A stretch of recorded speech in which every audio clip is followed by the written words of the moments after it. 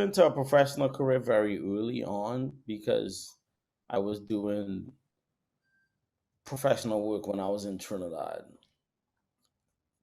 but it changed everywhere I moved to, uh, and and I think the training just made me more aware of the skills needed,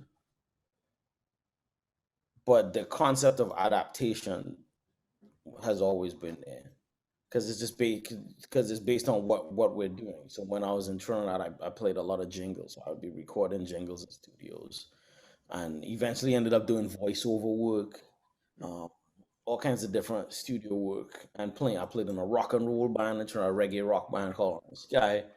I played in a Latin jazz band called Ernesto and Friends, led by a Venezuelan percussionist and cuatrista Ernesto Garcia.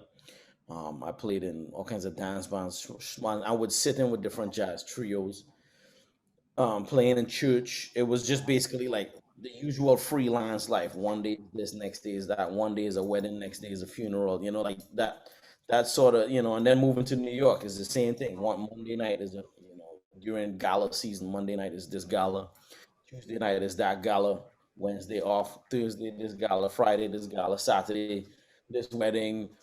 Sunday this. Whichever one, whether it's a wedding or bar mitzvah or whatever. Just doing all kinds of different um performances. But at the end of the day, the coolest part was the people that I would be playing with, and also the people we playing for. It's so interesting. That one of my favorite memories of one of the weddings that I played was that Larry David and Billy Crystal stood at the side of the stage and just checked us out.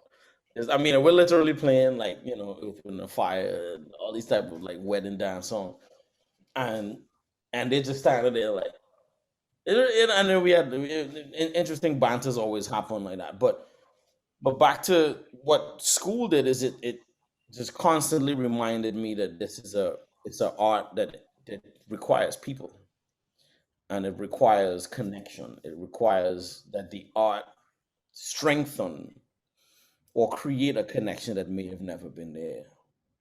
And that's probably the most important thing that I took away from my experiences in academia, and it's what I always try to put in every time I'm in the classroom. It's like, how do you create a connection with this? What can be born out of this? What can grow out of this?